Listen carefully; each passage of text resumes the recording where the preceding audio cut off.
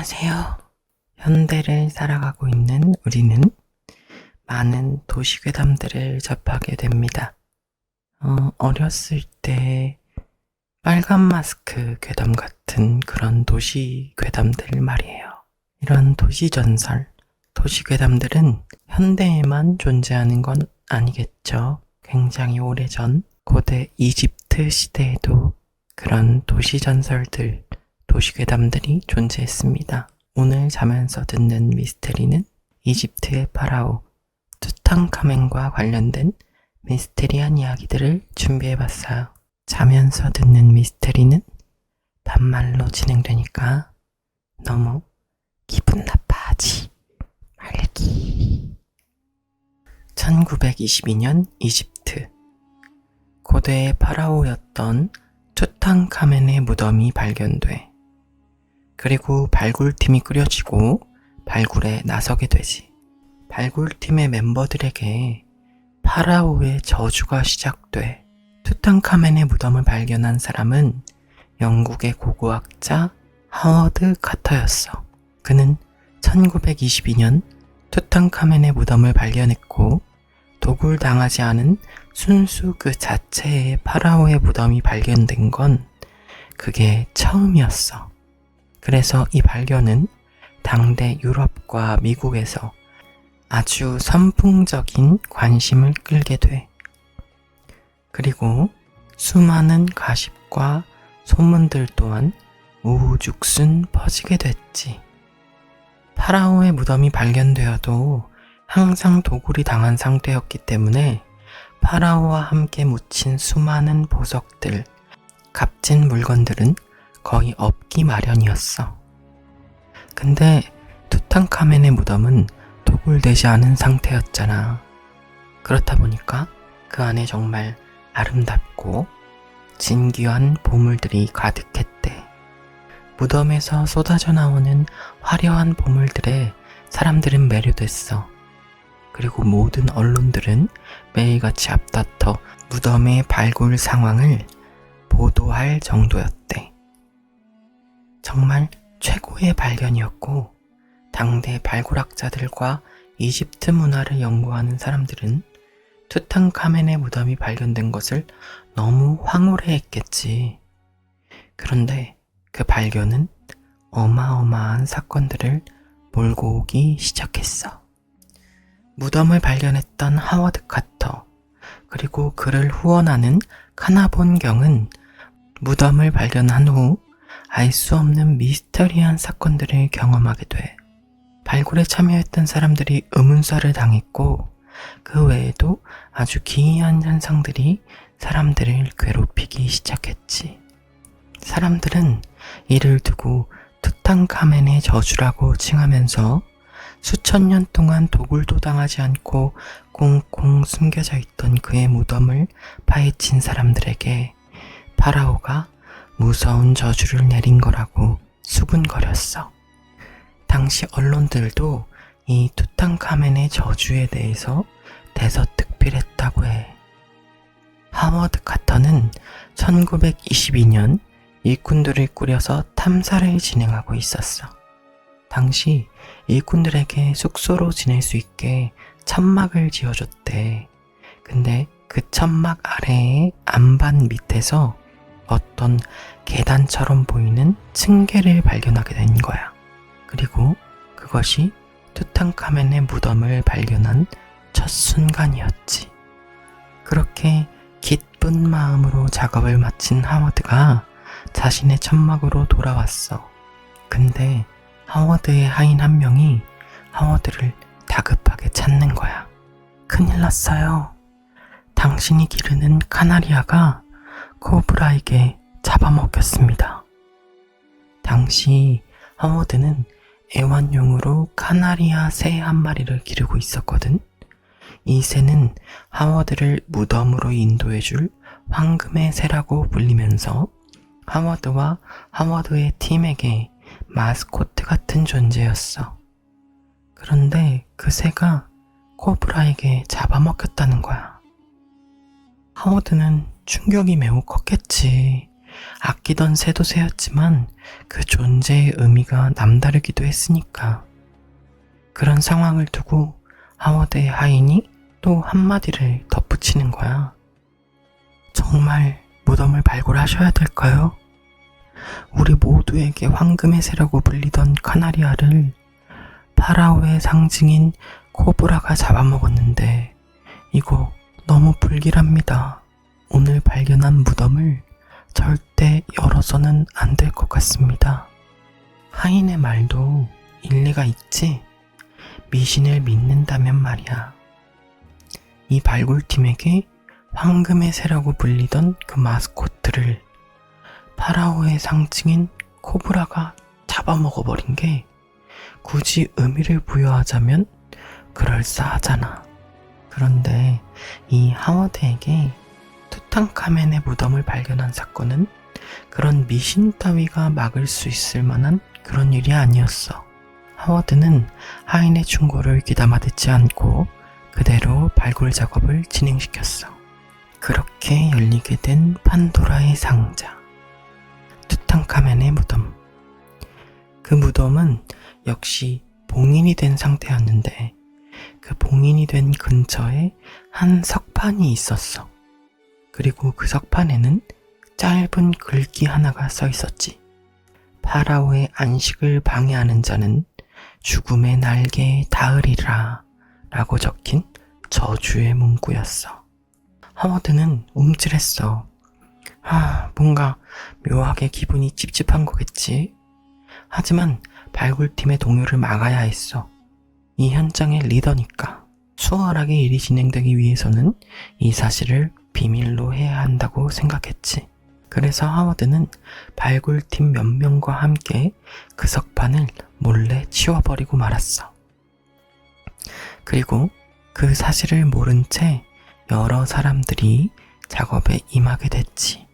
그렇다면 이 투탕카멘의 저주라고 불리면서 신문사마다 대서특필되던 그 저주의 첫 번째 대상은 누구였을까? 바로 하워드의 후원자였던 카나본 경이었어. 이 발굴 현장이 진행될 수 있었던 건 후원 덕분이었을 거야. 그 막대한 자본을 투입한 카나본 경은 발굴 현장에도 역시 참여를 했거든. 자신의 두 눈으로 확인하고 싶었겠지, 당연히. 나 같아도 그럴 것 같아. 발굴 현장에 참여해서 그 상황을 지켜보던 카나본 경 주위로 벌레 한 마리가 날아들어. 모기였어. 그리고 윙 하면서 날아다니던 모기가 카나본경을 탁 하고 물게 된 거야. 물린 부위가 얼굴 근처였던 것 같아. 가려웠겠지. 문제는 하루 이틀이 지나면서 이 물린 부위가 점점 심하게 붓기 시작한 거야. 그런데 카나본경이 수염이 점점 자라기 시작하니까 그게 너무 거추장스럽고 거슬리는 거야. 그래서 깔끔해 보이기 위해서 면도를 하게 되는데, 면도를 하다가 그 모기가 물렸던 그 부위에 상처가 나게 돼. 그리고 그 상처가 며칠 동안 계속 점점 덧나기 시작하지. 그래서 카나본경은 폐혈증이 오게 돼. 그리고 그 폐혈증으로 인해서 사망하게 되지. 카나본경은 당시 현장에 참여하기 위해서 카이로 지역에 머물고 있었어. 그가 사망한 시간이 대략 새벽 2시쯤이었대.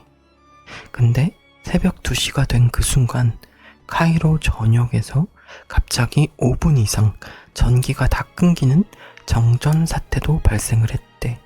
또 그가 사망한 그날 영국에 자신이 기르던 애완견이 한 마리 있었거든? 근데 그 애완견에게도 굉장히 이상한 문제가 발생돼. 이 개가 뭔가 불편했던 건지 계속 낑낑대고 힘들어하는 거야.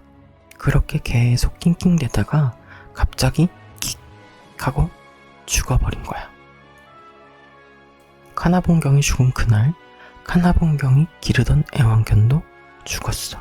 그런데 신기한 게 뭐냐면 카나봉경의 애완견이 사망한 그 시간도 카나봉경이 사망한 시간과 동일한 새벽 2시였던 거지. 그렇게 카나봉경과 그의 애완견이 세상을 뜬 지 얼마 지나지 않아서 카나봉경의 큰아들도 사망을 하게 돼. 그리고 카나봉경과 정말 친했던 친구도 나일강에서 익사한 채로 발견이 돼. 발굴에 함께 참여했던 사람 중에 아서웨이라는 사람이 있었어. 근데 이 사람이 훗날 카나봉경에 대해서 인터뷰를 하게 되거든? 근데 그가 말하길 카나봉경이 파라오의 무덤에 들어갈 때 막 낄낄거리고 웃고 떠들면서 농담을 막 계속했대. 굉장히 가볍게 그 발굴 일을 참여했던 거지. 그 농담은 함께 발굴 현장에 들어갔던 한 기자에게 던지는 그런 농담이었는데, 이집트 파라오 투탕카멘을 감히 그라고 지칭하면서 내가 그에게 단 6주간만 편안히 살 수 있는 시간을 주겠네 라면서 6주 안에 무덤을 다 발굴해버릴 거다 라는 식의 그런 농담이었대. 무섭고 소름 돋는 건 그 농담을 던진 지 딱 6주 만에 카나봉경은 사망하게 됐다는 거지. 정말 잠들어 있던 파라오 투탕카멘이 카나봉경의 농담을 들었던 걸까? 또 투탕카멘의 무덤을 발견했으니까 그의 미라도 발견되었을 거 아니야. 이 미라를 부검을 했는데 투탕카멘의 왼쪽 뺨에 원인 모를 상처가 발생했다가 치유된 흔적이 발견됐거든? 카나봉경이 모기를 얼굴 부위에 물렸다고 했잖아. 그 부위가 바로 왼쪽 뺨이었대. 그러니까 투탕카멘에게도 왼쪽 뺨에 상처가 났다가 치유된 흔적이 있는데, 그거와 똑같이 카나봉경은 왼쪽 뺨에 모기를 물리고 면도를 하다가 상처가 나서 사망을 했다는 거지. 카나봉경뿐만 아닌 발굴에 참여했던 다른 사람들에게도 비슷한 일들이 벌어졌어. 무덤 안은 굉장히 웅장하고 화려했을 거 아니야. 파라오의 무덤이었으니까. 투탕카멘의 미라가 보관된 무덤에 가까이 접근하기 위해서는 여러 가지 장애물들을 제거해야 했대. 그 중에는 무덤을 막고 있는 여러 겹의 벽들이 있었는데, 그 벽 중에 마지막 벽을 제거한 사람이 이 발굴에 참여했던 건축학자 아서 메이스라는 사람이었거든. 이 아서 메이스라는 사람 또한 카나봉경이 죽은 동일한 증상인 폐혈증으로 카나봉경과 같은 호텔에서 사망했어. 또 무덤에서 미라를 발굴했잖아. 그리고 그 미라를 조사하기 위해서 방사선사도 같이 현장에 참여를 했거든. 그 방사선사의 이름은 리드였어. 리드는 발굴을 마치고 조사를 위해서 영국으로 돌아가는 배에 오르게 돼. 근데 그 배에서 원인을 알 수 없는, 영문을 알 수 없는 그런 이유로 의문사했어. 하워드 카터의 친구이자 미국 철도계의 거물 제이 굴드라는 사람도 발굴 현장에 있었거든. 투탕카멘의 관이 딱 자기 눈앞에서 발견이 되니까 이 제이 굴드는 그 호기심과 굉장한 걸 발견했다는 설레임을 참을 수가 없는 거야. 와, 너무 멋진 거지. 그래서 관을 딱 만졌어. 관에다가 손을 댄 거지. 그리고 그 바로 다음 날 폐렴으로 죽어버려. 또 이 발굴 현장에 상시적으로 있진 않았지만 잠시 그 무덤을 방문했던 프랑스의 학자 조지 방디트라는 사람도 그 무덤에 방문했다가 얼마 지나지 않아서 의문사하게 돼. 그 밖에도 많아. 시간이 7년이 흘렀어. 1929년 하워드의 개인 비서였던 리처드 베셀이라는 사람 또한 의문의 죽음을 당하게 돼. 그리고 그의 부친 또한 빌딩에서 뛰어내려서 극단적인 선택을 하거든. 이 리처드 베셀의 아버지가 극단적인 선택을 하기 전에 쪽지를 한 장 남기거든. 그 쪽지의 내용은 더 이상 이 저주의 공포에서 견딜 수가 없다. 왜 이걸 하는지도 모르겠다. 그저 벗어나고 싶다. 라고 적혀 있었대. 1929년까지 발굴에 참여했던 사람 중에 11명이 알 수 없는 병으로 죽었고, 또 무덤을 공개했을 당시에 참석했던 20명의 고고학자 또는 관리자들, 기자들 가운데에서도 13명이 발굴 이후에 5년 내에 연이어서 사망했어. 또 시간이 더 흘러서 1935년이 됐을 때에는 무덤 발굴 현장에 참여했던 사람 중 10명이 더 사망을 하게 돼서 발굴팀에서만 21명이라는 다수의 사망자가 생겼고, 이후 시간이 더 흐르고 나서는 이 발굴에 참여했던 사람 중에 사망자가 총 60명에 달았대. 이렇게 들으니까 정말 엄청나지. 하워드 카터는 자신의 친구 중 브루스 잉그램이라는 사람에게 발굴 현장에서 발견한 어떤 유물을 선물하기도 하거든. 그게 뭐였냐면 미라화된 손목에 풍뎅이 모양 팔찌가 채워져 있는 그런 거였어. 근데 그 팔찌에는 내 몸을 움직이는 자는 저주를 받을 것이다. 그에게 불과 물과 역병이 올 것이다. 라고 적힌 그런 팔찌였어. 그 선물을 받은 브루스 잉그램에게 무슨 일이 생기는 줄 알아? 잉그램의 집이 불타버린 거야. 저주의 내용처럼 불로 화를 입은 거지. 집이 불타서 사라졌으니까 잉그램 경은 다시 집을 지었어. 그 집을 지은 곳에 이번엔 홍수가 나게 돼. 그래서 팔찌의 내용처럼 불과 물로 큰 화를 입게 된 거지. 이 파라오의 저주가 세계 곳곳으로 퍼져나가고 소문이 계속 나니까 유럽도 분위기가 숭숭해지기 시작했어. 나도 이집트 유물을 가지고 있는데 이거 나한테도 저주가 이뤄지는 거 아닐까?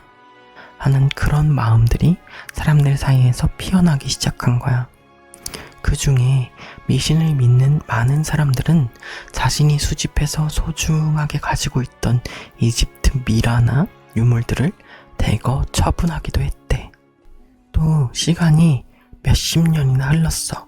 1970년 투탕카멘의 유물들이 미국에서 전시를 하게 된 거야. 그래서 그 전시를 위해서 미국으로 유물을 옮기게 되는데, 그때 비행기를 이용해서 유물들을 옮기게 되거든? 근데 그 유물들 중에 황금 마스크가 들어있는 한 괴짝 상자가 있었어. 근데 이 비행을 돕던 한 승무원이 너무 무료했던 거야. 지루하고. 황금 마스크가 들어있던 그 괴짝 상자에 걸터 앉아서 상자를 발로 툭툭 차면서 카드놀이를 한 거야. 근데 그렇게 비행이 끝나고 나서 얼마 지나지 않아서 그 승무원이 다리가 부러지는 그런 사고를 경험하기도 했었다고 해. 어때? 이 정도는 돼야 저주라고 부를 수 있는 그런 스케일이 되는 거겠지? 수천 년을 편안하게 잠들어 있던 투탕카멘. 그의 무덤을 파헤친 벌로 그들은 사망하거나 좋지 못한 사건 사고에 휘말렸던 걸까? 소문은 무성하고 대단하지만 사실 이제는 밝혀진 여러 진실들도 존재해. 하지만 난 너희들에게 미스테리에 대한 환상을 남겨주고 싶거든. 그래서 그 진실은 잠시 묻어두도록 할게. 오늘 밤 꿈은 이집트의 유물을 탐구하는 탐사가가 돼보는 거 어떨까? 너희는 온갖 화려한 보석과 유물을 건지게 되고 또 영웅이 되는 거지. 하지만 수천 년을 잠들어 있던 그를 깨운 그 저주를 꿈에서 너희들이 피할 수 있을까? 그게 굉장히 재밌는 포인트가 될 것 같네. 그럼 잘 자.